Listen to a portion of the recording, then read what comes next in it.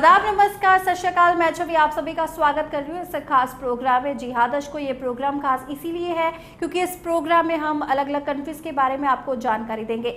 बहुत ज़रूरी होता है जब आप कहीं विदेश में जाना चाहते हैं या वहाँ पर सेटल होना चाहते हैं तो उस कंट्री की एक सही तरह से जानकारी लेकर जाए ताकि आप धोखे का शिकार ना हो सके। तो आज इस शो पर मेरे साथ है सनलाइट एजुकेशन इमिग्रेशन कंसल्टेंट के visa expert miss Anisha. Anisha, सबसे पहले शो पर आपका बहुत बहुत स्वागत है। थैंक यू जी अनीशा, अगर हम बात करें सबसे पहले ऑस्ट्रेलिया की, ऑस्ट्रेलिया शुरू से ही एक हॉट डेस्टिनेशन रहा है इंडियन स्टूडेंट्स के लिए। तो जैसे अगर हम 2007 से पहले की बात करें या 8 से पहले की बात करें तो बल्क में जो स्टूडेंट्स हैं वो ऑस्ट्रेलिया गए हैं और वो आज अच्छे तरह से सेटल भी है। पर बीच में कुछ टाइम पीरियड ऐसा आया जब ऑस्ट्रेलिया ने वीज़ा, जो उनका क्राइटेरिया है वो काफ़ी ज़्यादा स्ट्रिक्ट हो गया। पर अब फिर से वैसा टाइम आ गया जब ऑस्ट्रेलिया स्टूडेंट्स को एंटरटेन कर रहा है। अगर स्टूडेंट वीज़ा की हम बात करें अनीशा, तो सबसे पहले स्टूडेंट वीज़ा के लिए ऑस्ट्रेलिया के लिए क्या क्या रिक्वायरमेंट्स रहती हैं? कोई भी स्टूडेंट जो एज 6 से ऊपर है वो ऑस्ट्रेलिया के लिए स्टूडेंट वीज़ा पे जा सकता है। ऑस्ट्रेलिया 3 सेक्टर्स में डिवाइड है ऑस्ट्रेलियन एजुकेशन। पहला है स्कूल सेक्टर, सेकंड है वोकेशनल एजुकेशन सेक्टर और थर्ड है आपका टर्शरी सेक्टर। जो भी बच्चा 6 ईयर से अबव है वो 6 से लेकर 18 साल की उम्र तक स्कूल सेक्टर के लिए जा सकता है। उसमें क्लास 1 से लेकर क्लास 12 तक जा सकता है वो। उसकी रिक्वायरमेंट यही है कि उसकी पहले एजुकेशन बैकग्राउंड होना चाहिए कुछ, और उसको आइल्स देने की बिल्कुल भी रिक्वायरमेंट नहीं है। अनीशा, जैसे कि आपने स्कूल सेक्टर की बात की कि 6 to 18 ईयर्स के जो भी बच्चे हैं वो स्कूलिंग के लिए ऑस्ट्रेलिया जा सकते हैं। तो बहुत ऐसे से एप्लीकेंट्स होते होंगे पंजाब में या पेरेंट्स ऐसे होते होंगे जो अच्छी एजुकेशन के लिए अपने छोटे बच्चों को बाहर भेजना चाहते हैं। तो इसके लिए माँ बाप का प्रोफाइल भी क्या मैटर करता है या नहीं? माँ बाप का प्रोफाइल उस पर मैटर नहीं करता है। मेजर ये होता है कि बच्चे को अच्छी स्कूलिंग के लिए हर माँ बाप का एक सपना होता है कि उनका बच्चा एक अच्छी स्कूलिंग उनको प्रोवाइड की जाए। तो अगर इंडिया में उनको लगता है कि उनका बच्चे को वो एजुकेशन नहीं मिल रही है जो डेवलप्ड कंट्री में मिल सकती है बच्चे को, तो अपने बच्चे को वो बाहर एजुकेशन के लिए भेज सकते हैं। इसमें 2 तरीके से माँ बाप भेज सकते हैं, या तो वो खुद भी अपने बच्चे के साथ बाहर उनको ले जाके जा सकते हैं पढ़ने के लिए, या फिर वो स्कूल की ही सारी जिम्मेवारी दे सकते हैं ऑस्ट्रेलिया में कि उनके बच्चों को वो अच्छी एजुकेशन प्रोवाइड करें। उसमें सारा बच्चों का पढ़ने लिखने का और उनका रहने का इंतजाम स्कूल की तरफ से किया जाता है। जी बिल्कुल अनीशा, जैसे आपने बोला कि अपने बच्चों को स्कूलिंग के लिए अगर भेजना चाहते हैं तो गार्डियन या पेरेंट्स जो है वो बच्चों के साथ जो है बाहर जा सकते हैं ऑस्ट्रेलिया में।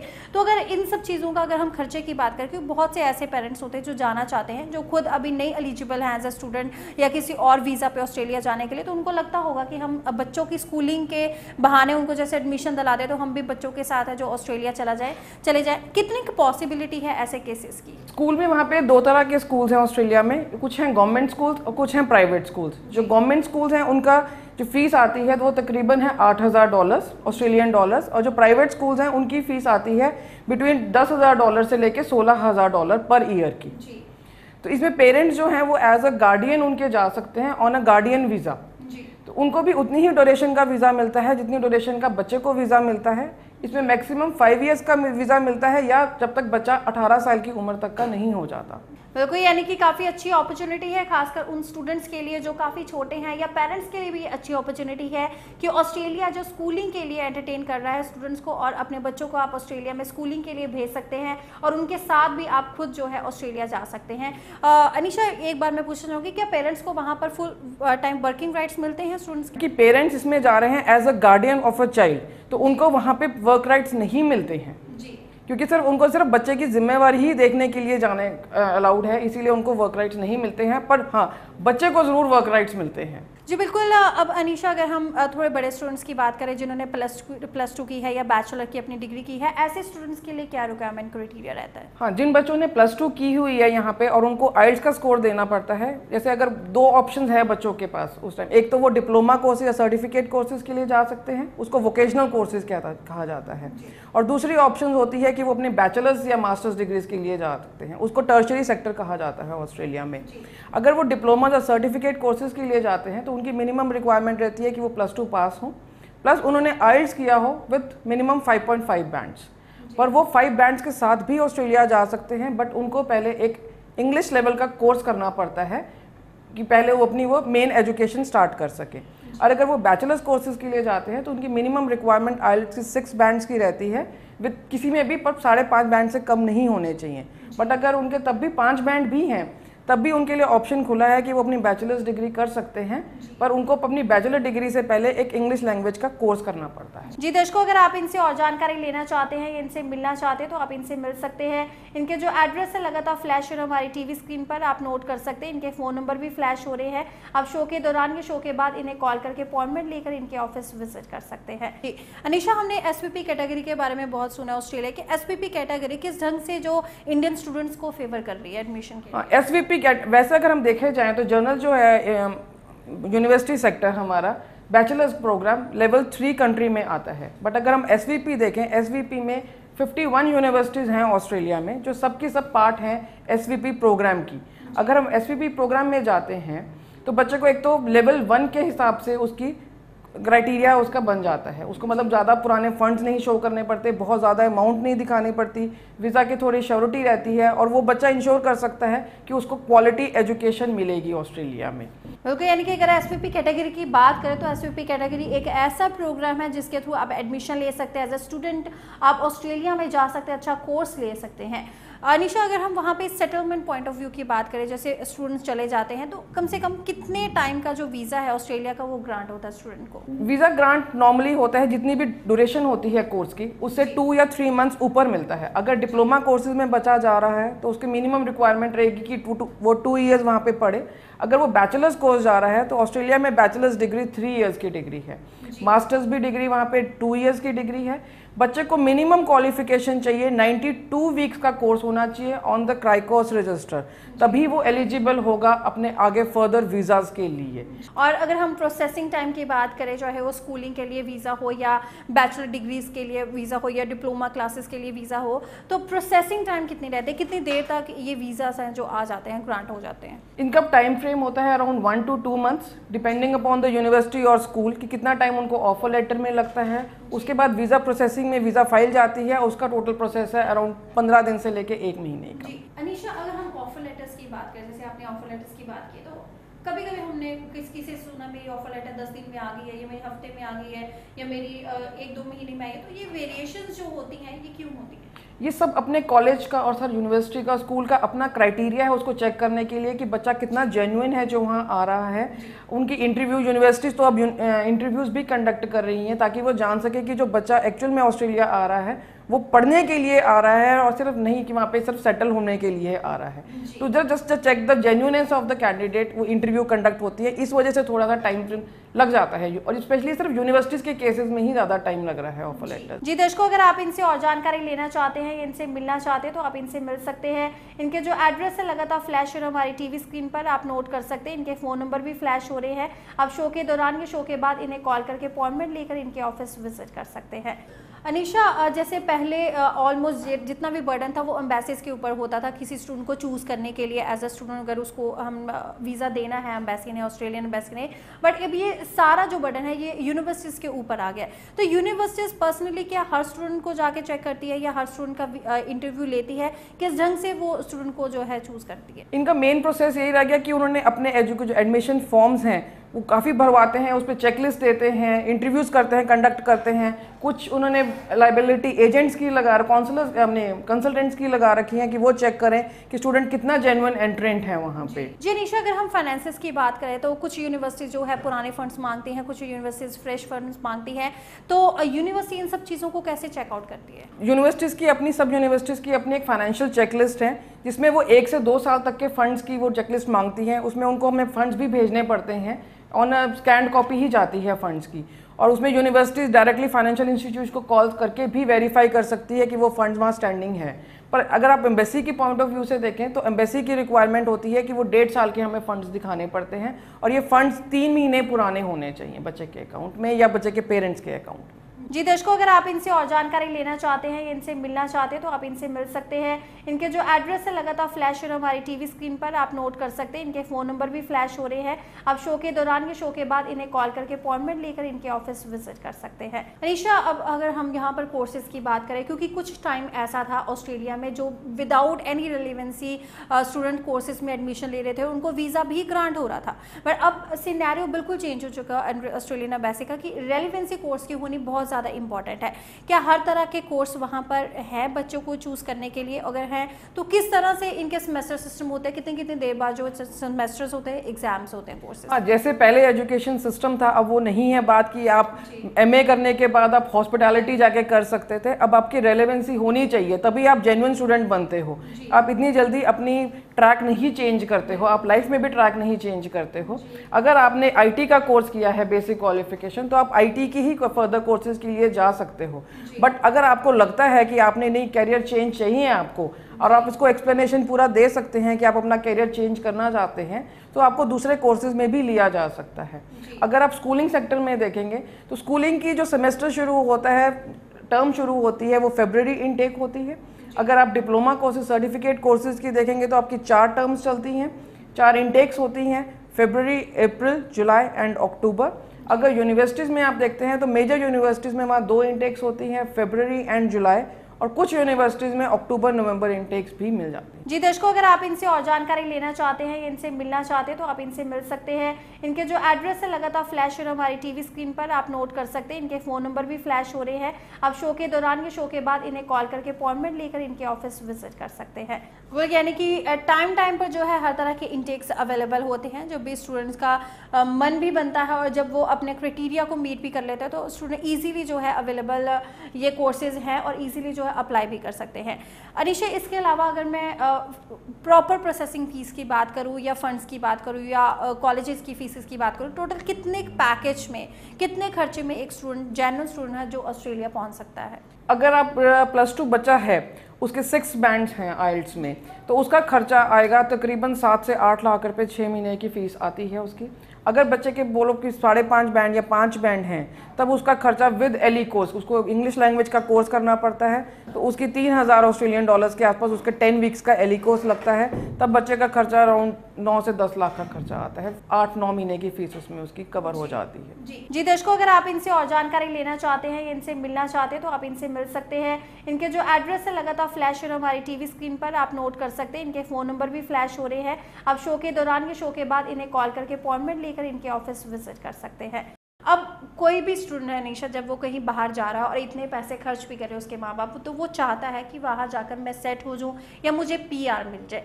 हमने अक्सर सुना है कि ऑस्ट्रेलियन एम्बेसी अभी PR को एंटरटेन नहीं कर रही है, तो आप इस बात को कितना जायज़ मान? नहीं, ये आपका सोचना गलत है कि PR नहीं दे रहा है। जो ऑस्ट्रेलियन गवर्नमेंट का पूरा सिस्टम है वो इसी तरह ही उन्होंने इमिग्रेशन अपनी पॉलिसी बनाई है कि जो बच्चा स्टूडेंट बन के आता है ऑस्ट्रेलिया में, उसको ज़्यादा चांस मिले कि वो अपनी PR तक जा सके।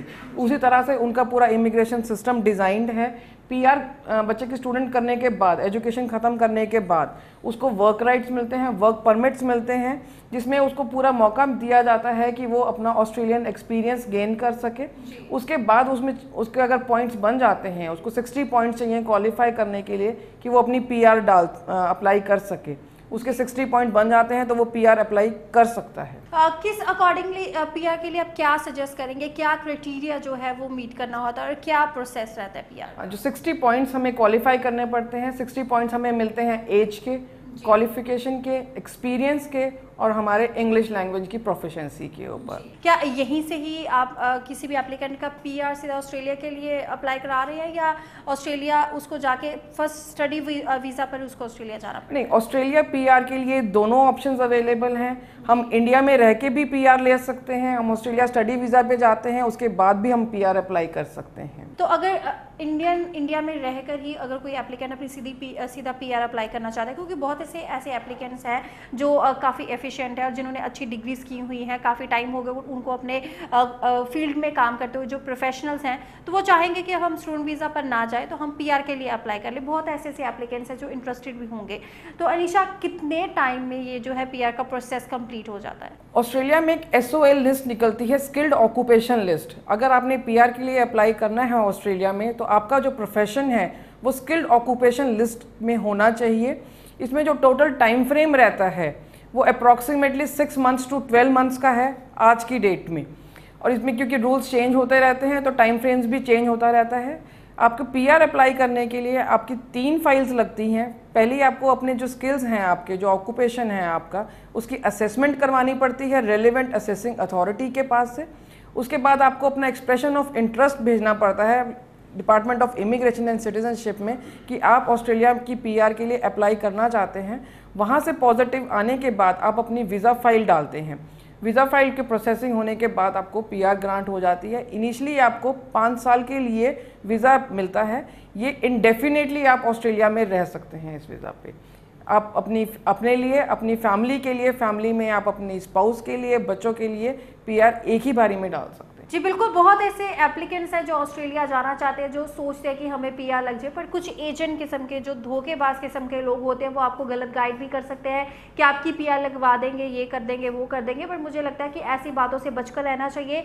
कुछ ऑक्यूपेशंस के बारे में अनीशा हम पूछना चाहेंगे कि किस तरह के ऑक्यूपेशन में जो बंदे हैं वो काम कर रहे हैं काफ़ी सालों से, और तो उनकी जो है वो पीआर लग सकती है। ये आपका बहुत अच्छा सवाल है, क्योंकि मैं भी ये बोलना चाहूँगी, हमारे पास भी बहुत सारे क्लाइंट्स ऐसे आते हैं जो ये कहते हैं कि मुझे कुछ एजेंट ने ख़राब कर दिया, उस कंसल्टेंट ने मुझे अच्छी इन्फॉर्मेशन नहीं दी है, मेरा केस बहुत डिले हो गया है। तो मैं यही बोलना चाहूँगी कि आप जब भी अपनी पीआर के लिए या किसी भी टाइप के वीज़ा के लिए अप्लाई करें तो सबसे पहले ये देखें कि जिस एजेंट के पास या कंसल्टेंट के पास आप गए हैं उसकी वो एक्रेडिट है कि नहीं है, वो रजिस्टर्ड है गवर्नमेंट से कि नहीं है बच्चों के वीज़ा लगवाने के लिए। जो ऑक्यूपेशन ऑस्ट्रेलिया में डिमांड में है वो है nurses, teachers, accountants, computer professionals, ITI holders. इसकी लिस्ट काफ़ी लंबी है। अगर आपका ऑक्यूपेशन SOL लिस्ट में है तो आप डायरेक्ट स्किल्ड इंडिपेंडेंट 189 वीज़ा पे जा सकते हैं। बट अगर आपकी लिस्ट, आपका प्रोफेशन SOL लिस्ट में नहीं है तो ऑस्ट्रेलियन गवर्नमेंट की एक और लिस्ट है CSOL लिस्ट। उसमें जो SOL लिस्ट पे नाम है, ऑक्यूपेशन है, वो तो सारे हैं ही हैं, उसके अलावा बहुत सारे और प्रोफेशंस भी हैं उसमें। अगर आपकी ऑक्यूपेशन उस लिस्ट में पड़ती है तो आप स्टेट गवर्नमेंट की स्पॉन्सरशिप के थ्रू भी ऑस्ट्रेलिया परमानेंटली जा सकते हैं। जी दर्शकों, अगर आप भी ऑस्ट्रेलिया जाने के चाहवान हैं, स्टडी वीज़ा पे या सीधा पीआर आपको चाहिए या किसी भी तरह की और जानकारी चाहिए, तो आप इनसे कंसल्ट कर सकते हैं। इनका एड्रेस लगातार फ्लैश हो रहा है हमारी टीवी स्क्रीन पर, इनके फ़ोन नंबर भी फ्लैश हो रही है। आप शो के दौरान या शो के बाद इन्हें कॉल करके अपॉइंटमेंट लेकर इनके ऑफिस विजिट कर सकते हैं। अनीशा, इसके अलावा और क्या क्या फैसिलिटीज़ जो हैं वो सनलैंड एजुकेशन इमिग्रेशन कंसल्ट की तरफ से प्रोवाइड करवाई जा रही है स्टूडेंट्स को? हम अपने यहाँ पे ऑफिस में IELTS की कोचिंग भी करवाते हैं स्टूडेंट को और इंश्योर करते हैं कि उनको बेस्ट कोचिंग मिल सके कि वो अपनी फर्दर स्टडीज़ के लिए या अपनी पीआर परमानेंट रेजिडेंसी के लिए ऑस्ट्रेलिया जा सकते हैं। मैं आपको एक बात बताना चाहूँगी कि ऑस्ट्रेलियन परमानेंट रेजिडेंसी लेने के क्या क्या बेनिफिट्स हो सकते हैं किसी को भी। एक तो उनको टोटल मेडिकल फ्री है, गवर्नमेंट की तरफ से मेडिकेयर की पॉलिसी है, उसके तहत वो वहाँ पे जितनी देर भी रह सकते हैं। प्लस उनको कोई भी मेडिकल का खर्चा नहीं करना पड़ता ऑस्ट्रेलिया में। उनके बच्चों की एजुकेशन टोटली फ्री है। अगर उनके बच्चे छोटे हैं तो उन्हें चाइल्ड केयर बेनिफिट भी गवर्नमेंट की तरफ से मिलता है। जब वो अपना पहला घर बनाते हैं ऑस्ट्रेलिया में तब भी गवर्नमेंट की तरफ से उनको इंसेंटिव दिया जाता है, क्योंकि वो ऑस्ट्रेलियन गवर्नमेंट प्रमोट कर रही है कि ज़्यादा से ज़्यादा लोग ऑस्ट्रेलिया में आ सकें और अपनी ज़िंदगी गुजर बसर अच्छी तरीके से कर सकें। जी अनीशा, जैसे पीआर का अच्छा ऑप्शन आपने बताया, खासकर उन एप्लीकेंट्स के लिए जो ऑलरेडी यहाँ पर प्रोफेशनल है और किसी न किसी अपने फील्ड में काम कर रहे हैं काफ़ी टाइम से। बट पीआर का अगर हम खर्चा पूछे या प्रोसेसिंग फीस पूछे, या कितने खर्चा आ जाता है एक पीआर लेने में ऑस्ट्रेलिया की? 1 जुलाई 2013 से पहले तो फीसेस बहुत कम थी, बट अभी रिसेंटली ही गवर्नमेंट ने काफ़ी फीसेस में चेंजेस लाए हैं। अगर हम देखें कि अगर एक फैमिली है, हस्बैंड, वाइफ और 2 बच्चे हैं, तो सबकी इंडिविजुअल फ़ीस अब लगती है। जो मेन एप्लीकेंट है उसकी फ़ीस है $3060 ऑस्ट्रेलियन डॉलर्स, स्पाउस की फ़ीस है $1530 और ईच चाइल्ड जो 18 साल से छोटा है उसकी फ़ीस लगती है $765। इसके अलावा आपको स्किल असेसमेंट की फ़ीस लगती है। जब आपने अपनी क्वालिफ़िकेशन असेस कराते हैं उसकी फ़ीस होती है, वो तकरीबन 400 से 600 ऑस्ट्रेलियन डॉलर उसकी फ़ीस है। जी बिल्कुल निशा, पीआर और स्टूडेंट वीज़ा पे हम बात कर रहे हैं। बहुत अच्छे ऑप्शंस है ऑस्ट्रेलिया में जाकर सेट होने के, चाहे वो पीआर हो या स्टूडेंट वीज़ा हो। बट स्टूडेंट वीज़ा में कुछ हर्डल्स जो रहते हैं फंड्स के रहते हैं, या आइल्स की हो गए या एक प्रोफाइल के हो गए, जनरल प्रोफाइल के हो गए। बट आइल्स तो जैसे आपने बता दिया कि स्टूडेंट जो स्कूलिंग के लिए जा रहा है उसको आइल्स की ज़रूरत नहीं है। बट हाँ, फंड्स की तो कहीं ना कहीं दोनों टर्म्स में ज़रूरत पड़ती है। तो फंड्स के बारे में थोड़ा सा मैं चाहूँगी कि आप जानकारी क्लियर करें एप्लीकेंट्स को। हाँ, जो ऑस्ट्रेलियन गवर्नमेंट चाहती है कि जो भी बच्चा वहाँ पढ़ने के लिए आए वो फाइनेंशियली सिक्योर्ड हो, ताकि उसकी क्वालिफिकेशन अटेन करने में कोई भी प्रॉब्लम ना आए। तो जो फंड्स की रिक्वायरमेंट रहती है वो रहती है, अगर स्कूल है, हम स्कूल बच्चों का देखें तो उनको 1 ईयर के फंड्स दिखाने पड़ते हैं। 1 ईयर के फंड्स में उनको अपनी tuition fees plus living expenses 1 year का, जो एक स्टूडेंट के लिए रहता है $18,610 प्लस एक रिटर्न एयर फेयर, जो एक अगर बच्चा 12 साल से कम है तो उसका रहता है $1,000 और अगर वो 12 साल से ऊपर है तो उसका रहता है $2,000। ये टोटल एक्सपेंसेस दिखाने पड़ते हैं और ये फंड्स बेशक बच्चे के या बच्चे के पेरेंट्स के अकाउंट में, ब्रदर सिस्टर्स या नाना नानी दादा दादी के अकाउंट में हो और ये फंड्स 1 महीने पुराने होने चाहिए। पर अगर हम वोकेशनल सेक्टर की बात करें तो उसमें हमें 3 महीने पुराने फंड्स दिखाने पड़ते हैं और फंड्स 2 साल के लिए हमें दिखाने पड़ते हैं, जिसमें 2 साल की ट्यूशन फीस प्लस 2 साल की लिविंग एक्सपेंसेस जो 18,610 पर ईयर है, plus return air fare of 2,000 Australian dollars हमें शो करने पड़ते हैं।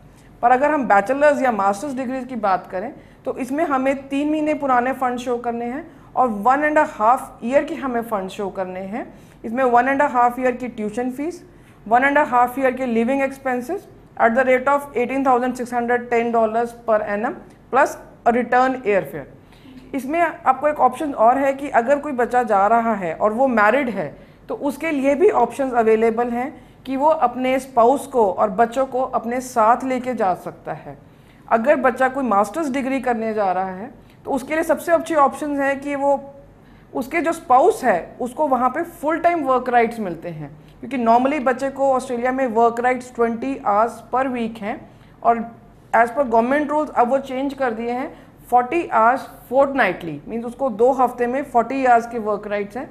बट अगर आपका स्पाउस है साथ में और आप मास्टर्स डिग्री करने जा रहे हैं तो आपके स्पाउस को फुल टाइम वर्क राइट्स हैं, वो 40 घंटे पर वीक काम कर सकता है। जी दर्शकों, अगर आप इनसे और जानकारी लेना चाहते हैं, इनसे मिलना चाहते हैं तो आप इनसे मिल सकते हैं। इनके जो एड्रेस है लगातार फ्लैश हो रहा है हमारी टीवी स्क्रीन पर, आप नोट कर सकते हैं। इनके फ़ोन नंबर भी फ्लैश हो रहे हैं। आप शो के दौरान या शो के बाद इन्हें कॉल करके अपॉइंटमेंट लेकर इनके ऑफिस विजिट कर सकते हैं। अनिशा, मैं चाहूँगी कि अब समय हो चला इजाज़त लेने का, फिर मैं चाहूँगी आप दर्शकों को कोई मैसेज ज़रूर दे, क्या कहना चाहेंगे? कि जब भी आप अपनी वीज़ा के लिए कोई भी आपकी इंक्वायरी हो तो आप प्लीज़ ये इंश्योर करें कि आप जिस भी कंसल्टेंट के पास जाएं वो एक रजिस्टर्ड एजेंट हो।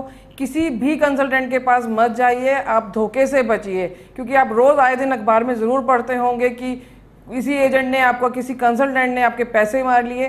प्लीज़, क्योंकि ये आपका सिर्फ पैसों की ही एक बात नहीं है, आपके कैरियर का सवाल है, आपकी पूरी फैमिली लाइफ का सवाल है। फैमिली आपकी डिस्टर्ब हो सकती है अगर आप किसी भी एजेंट के पास या कंसल्टेंट के पास जाते हैं। प्लीज़ देख के जाइए कि आप किसी रजिस्टर्ड माइग्रेशन एजेंट के पास ही जाके कंसल्ट करें। दर्शकों, इसी के साथ अब वक्त हो चला आप सबसे इजाजत लेने का। अनिशा, इस शो पर आने का आपका बहुत बहुत धन्यवाद। Thank you. दर्शकों, मुझे यानी कि छवि को दीजिए इजाजत। फिलहाल नमस्कार।